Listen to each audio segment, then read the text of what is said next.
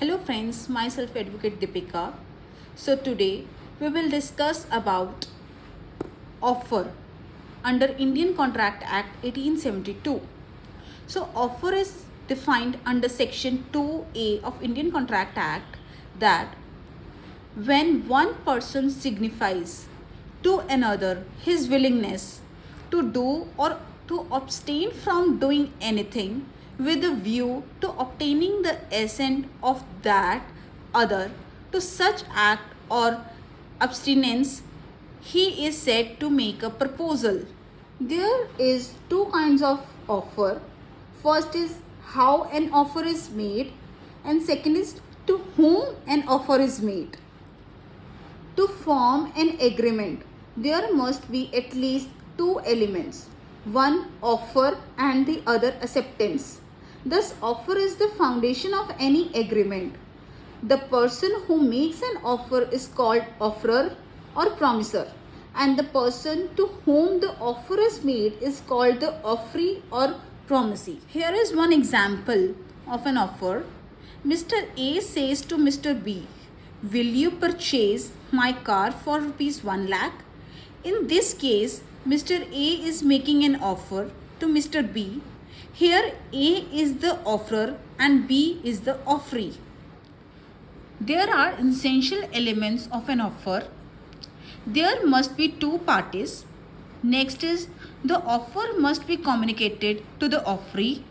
Next, the offer must show the willingness of offerer. Mere telling the plan is not offer. Next is the offer must be made with a view to obtaining the assent of the offeree. Next is a statement made jokingly does not amount to an offer. Next is mere expression of willingness does not constitute an offer. Next is types of offer. There are few types of an offer: general, specific, express, implied, counter, cross and standing. So first is general offer. General offer, it is an offer to the whole world. Second is specific offer. It is an offer made to a particular person or group of persons. Next is express offer. It is an offer which is made by words, either oral or in writing. Next is implied offer.